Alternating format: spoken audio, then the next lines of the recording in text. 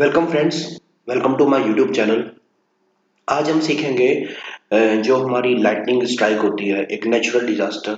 तो वो जब बिल्डिंग पे स्ट्राइक करती है तो उसका रिस्क कितना होता है, रिस्क असेसमेंट हम कैसे करते हैं किसी बिल्डिंग या किसी टावर पे जब कभी भी लाइटनिंग स्ट्राइक होती है तो उस पे कितना नुकसान होता है। तो वो रिस्क हम असेसमेंट कैसे कैलकुलेट करते हैं, अ, और उसके क्या-क्या पैरामीटर होते हैं उसके बारे में आज हम डिटेल में सीखेंगे वन बाय वन। तो मैं जो ये आज प्रेजेंटेशन है ड्यू टू उसको एक एक्सेल के थ्रू और एक कुछ टेक्निकल पैरामीटर्स के थ्रू जो है सिमिलरली आपको एक्सप्लेन करता हूँ।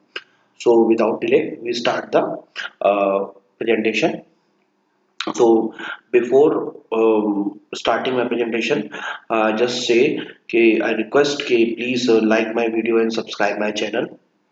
Okay, so we start the assessment process. So this the Excel sheet जो कि हम लोग वन बाय वन सीखेंगे कि इसमें कौन कौन से पैरामीटर किस चीज को रिप्रेजेंट करते हैं।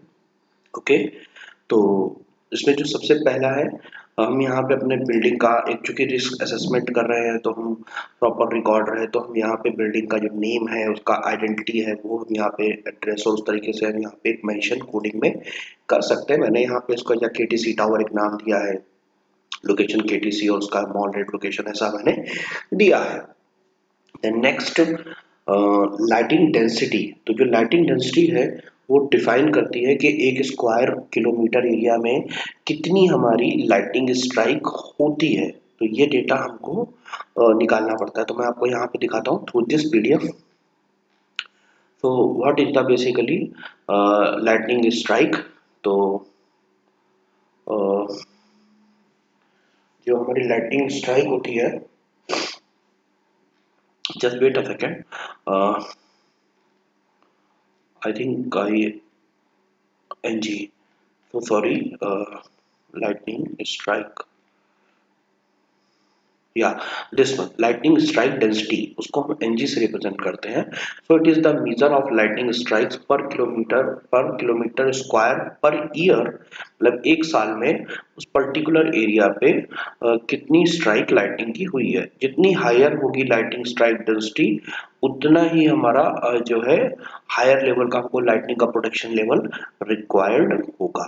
Okay, so this is the represent of lightning strike density. Okay, so we go to next parameter and this parameter is done by it's your choice कि आपकी बिल्डिंग की डिजाइन कैसी है, उसकी लेंथ, टावर की length, width, height, you choose in meter. Then after the height of the building हमने उसके ऊपर कितने मीटर का टावर या उसके ऊपर चिमनी है वो प्लेस किया है। तो यहाँ मैं कुछ वैल्यू चेंज करता हूँ। तो हायर डेंसिटी लेंगे तो बट ऑब्वियस है कि प्रोडक्शन आएगा, तो हम पहले इसकी वैल्यूज को कुछ चेंज करते हैं थोड़ा सा। तो देन वी टेक 14। ओके, साल भर में 14 I think it's very high, लेकिन ठीक है। ओके, तो कम करते हैं इसको एक बार, 8 लेते हैं। Okay, then length, width, height 30 meter है। ओके, टावर तो इसको भी थोड़ा सा चेंज कर देते हैं 28। Okay, so this is our tower. तो first is the danger for people, small H. तो ये हमारा कुछ इस तरीके से डिफाइंड होता है वैल्यूज में। तो इसको हम लोग देखते हैं डेंजर फॉर पीपल। सो जो डेंजर फॉर पीपल है वो रिप्रेजेंट करता है इस वैल्यूज में 1 2 5 5 10 20 50। ओके, ये फैक्टर्स होते हैं। जैसे इसमें क्या है, लो पैनिक लेवल, 2 फ्लोर से कम और 100% से कम। मीडियम रिस्क ऑफ पैनिक कि वो बिल्डिंग में 1000% से कम है। डिफिकल्ट टू एवेक्यूएट, यहाँ पे डिसेबल्ड पीपल और या हॉस्पिटल इस टाइप का अगर स्ट्रक्चर हो। हाई रिस्क ऑफ पैनिक, यहाँ जहाँ पे 1000 से ज्यादा बिल्डिंग में टावर लोग पे हो। देन हजार्डियस फॉर सराउंडिंग और इन्वायरमेंट के बगल में सराउंडिंग में कुछ ऐसा हो तो उसके लिए अलग फैक्टर है डेंजर। कंटामिनेशन ऑफ सराउंडिंग और इन्वायरमेंट, अगर कुछ ऐसी कंडीशन है तो हम उसके बेसिस पे अपनी बिल्डिंग की लोकेशन की बेसिस पे इस चीज़ों को सेलेक्ट करेंगे। जैसे कि अगल बगल कुछ सराउंडिंग इन्वायरमेंट में ऐसा स्ट्रक्चर है तो हम वहाँ पे ये पैरामीटर सेलेक्ट करेंगे। कैसे, अब इसमें देखते हैं। यहाँ पे वो चीज़ लिखा है। तो अब चूंकि हमारी 30 मंजिल की बिल्डिंग है तो मीडियम रिस्क ऑफ पैनिक हो सकता है कि 1000 से तो कम लोग होंगे 30 मीटर्स में, उतने कम एरिया में। तो 2 से तो बट ऑब्वियस है कि ऊपर होगी, तो बट लोग जो है वो कम।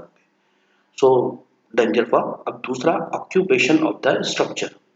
तो ये ऑक्यूपेशन ऑफ द स्ट्रक्चर, इसको जो डिफाइन किया गया है इन टर्मिनोलॉजी LF1, तो इसमें दो टर्मिनोलॉजी में डिफाइन हुआ है कि स्ट्रक्चर अनऑक्यूपाइड और स्ट्रक्चर नॉर्मली ऑक्यूपाइड। तो ऑक्यूपाइड और नॉर्मली ऑक्यूपाइड का मीनिंग क्या है कि जब बिल्डिंग गिरती है तो लॉस जो होता है ना हायर होता है। कैसी कि बिल्डिंग के ऊपर ऑक्यूपाइड, कैसे जैसे हॉस्पिटल है वो परमानेंटली ऑक्यूपाइड होता है, लेकिन अगर जो स्टोर है, वेयर हाउसेस हैं, तो उनमें जो है वो नॉर्मली ऑक्यूपाइड जो है वो अनऑक्यूपाइड होते हैं, उनको हम कंसिडर करते हैं। तो उसके केसेस में जो है हमारा जो ऑक्यूपेंसी कोफिशिएंट है वो चेंज हो जाता है। ओके। और दोनों के केसेस में अगर देखा जाए तो हायर रहता है हॉस्पिटल, जहाँ पे परमानेंटली वो चीजें ऑक्यूपाइड रहती है। ओके। तो दीज आर द फैक्टर, हम उसको ऑक्यूपेंसी कोफिशिएंट में कंसीडर करते हैं। Okay. Then another factor is called the lightning conductor. Okay. तो लाइटनिंग कंडक्टर डिफाइन करता है कि आपकी बिल्डिंग में किस लेवल का प्रोटेक्शन लेवल आपने लगाया हुआ है, यूज कर रहे हैं। तो उसके लिए हम जो है कुछ इस तरीके से उसका है प्रोटेक्शन लेवल का, या so protection level 4 3 2 1 1 is the better. तो इसमें जो है डिपेंड करता है कि वो किलो एम्पियर रेटिंग का कितना है कि वो पास कर रहा है lighting protection system. And then उसके बीच की जो डिस्टेंस है, जो मैस होती है प्रोटेक्टिव मैस और अरेस्टर की, तो वो डिस्टेंस बिटवीन अरेस्टर और जो उसकी प्रोडक्टिव मैस की जो डेंसिटी है कितनी पास पास है, तो उसको लेवल के लेवल के डिसाइड होता है protection, lighting protection level. So this is the value जो कि हमारी प्रोटेक्शन ऑफ मैस जो है उसके बीच का डिस्टेंस को शो करे। तो प्रोटेक्शन लेवल 1 2 3 4 आपने किस तरीके का लेवल का, अगर नन है तो जस्ट ओनली सिंगल वन आपने यूज किया है। ओके। तो किस लेवल का प्रोटेक्शन यूज किया है तो वो हम यहाँ से सेलेक्ट करेंगे। तो अब जैसे यहाँ पे हमने प्रोडक्शन लेवल 3 किया हुआ था ऑलरेडी, तो हम जो है अभी इसको हम प्रोडक्शन लेवल 2 कर देते हैं। ओके। इलेक्ट्रिकल लाइन, तो इलेक्ट्रिकल लाइन के लिए हम लोग को इलेक्ट्रिकल लाइन को रिप्रेजेंट कर रहा है AI से। अब इसमें तीन चार ऑप्शन है कि नो, मतलब अगर कहीं अगल बगल से इलेक्ट्रिकल लाइन नहीं जा रही है तो उस केस में क्या होता है कि सारे चार्जेस जो इलेक्ट्रिकल लाइटिंग स्ट्राइक है वो प्रॉपर होगी। अगर एरियल यानी कि ऊपर से जा रही है तो उसमें कभी कभी चांसेस होते हैं कि उसके थ्रू मेजरली वो ट्रांसफर हो जाती है, तो वो फैक्टर में हमारा जो है थोड़ा कम हो जाता है। लेकिन अगर वो चीज़ अंडरग्राउंड है तो वो फैक्टर 0 हो जाता है। ओके। तो हम यहाँ पे वो चीज़ों को अंडरग्राउंड ही लेते हैं। Then relative location of the structure. तो जो relative location of the structure, तो relative location of the structure जो होता है हमारा वो लाइक दिस, कि स्ट्रक्चर जो है वो जहाँ पे खड़ा है तो वो सराउंडेड बाय हायर ऑब्जेक्ट और ट्रीज की, उसके अगल बगल की बिल्डिंग का हायर है या ऊंचे ऊंचे ट्रीज हैं, या स्ट्रक्चर सराउंडेड बाय सिमिलर और लोअर ऑब्जेक्ट। यहाँ पे आपकी जो बिल्डिंग है वो सबकी हाइट के सिमिलर है, या फिर जो अदर ऑब्जेक्ट है वो लोअर्स में है, तो उसमें चांसेस ये होता है कि आपकी बिल्डिंग पे चांसेस गिरने के ज्यादा होते हैं कंपेरेटिवली टू लोअर। देन आपका बिल्डिंग आइसोलेटेड स्ट्रक्चर पे खड़ा है जहाँ पे कोई अदर ऑब्जेक्ट्स अगल बगल है ही नहीं आपकी साइड पे। और तीसरा आइसोलेटेड स्ट्रक्चर है on a top of a hill और हिल लॉन्ग। तो ये चार कंडीशंस में हमको डेटा लेना होता है। Okay. Then these are the mathematical coefficient जिनको हम लोग आखिरी में मल्टीप्लाई करके देंगे। तो ओके। तो हम यहाँ पे जो है देखते हैं, तो यहाँ पे स्ट्रक्चर सराउंडेड बाय सिमिलर और लोअर ऑब्जेक्ट मैंने चूज किया कि मल्टीपल टावर है, तो या तो सिमिलर है या तो उससे लोअर है। ओके।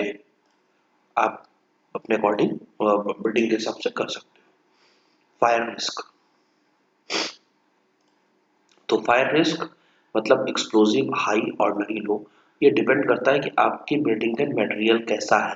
जैसे मे भी चांसेस होता है कभी कभी कि वहाँ पे गैसियस सिलेंडर्स काफ़ी होते हैं या गैसेस स्टोर होता है लैंडिंग, तो उस केसेस में जो है गैस स्टेशन टाइप की बिल्डिंग है या कुछ ऐसा है, तो उस केसेस में फायर का जो रिस्क फैक्टर है वो बढ़ जाता है।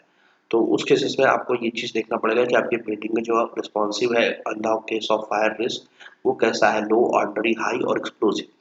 तो हम यहाँ पे चूज करते हैं। तो यहाँ पे मैंने लो हाई ऑर्डिनरी है तो हम इसको लो कर देते हैं। सर्विसेज,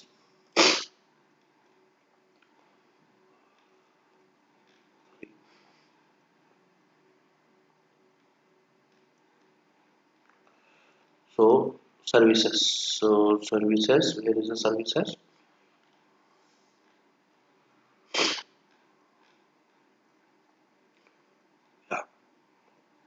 तो एसोसिएटेड सर्विसेज, तो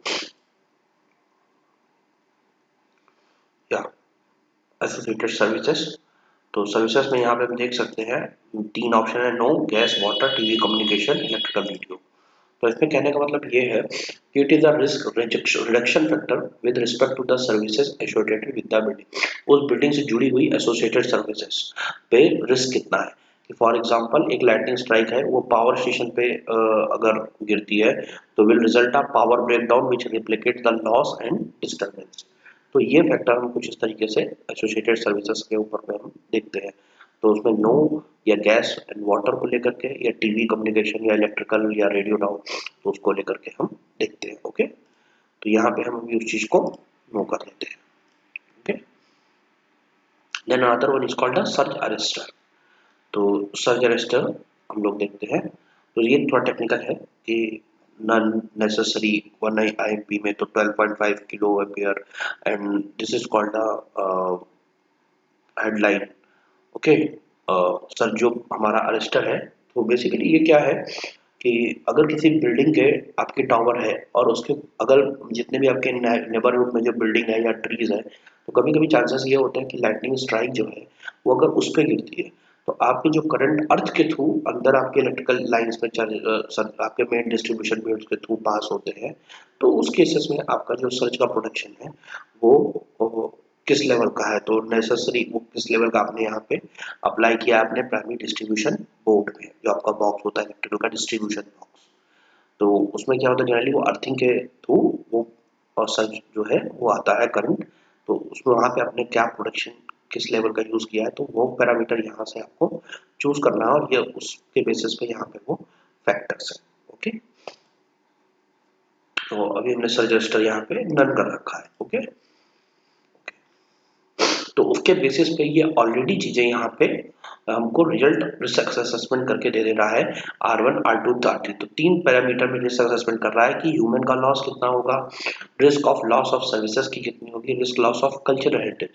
तो ये जो तीनों केसेस में हमारा लॉसेस है वो इतना है कि वो एक्सेप्टेबल कंसीडर हो सकता है। अब ये कैसे कंसीडर हो रहा है, कैसे कैलकुलेट हो रहा है, हम इसको डिटेल में देखते हैं। तो जो टॉलरेबल रिस्क है आरटी, तो वो हमारा देख सकते हैं यहाँ type of loss 3, loss of human life, loss of service to the public, loss of cultural. तो ये जो टॉलरेबल रिस्क है वो हमारा कुछ इस तरीके का है, तो जो प्रोबेबिलिटी है कि 1 इन द 1 लाख के बीच में ये चांस है, तो इसका जो फैक्टर है टॉलरेबल रिस्क वो 10 to the power -5। the same loss of service to the public तो 10 to the power -3 and the third one is the loss of culture है तो 10 to the power -3 the same। तो कुछ इस तरीके से हम आरटी वैल्यू कैलकुलेट करते हैं। अगर हम देखें तो इसका जो कैलकुलेशन करने का फॉर्मूला है, तो this one is like that, जिस बेसिस पे उसने एक्सेप्टेबल और नॉट एक्सेप्टेबल चेंज किया, तो हम लोग जो है अभी एक दो वैल्यू चेंज करके देख लेंगे कि किस केसेस में एक्सेप्टेबल और नॉन एक्सेप्टेबल आता है।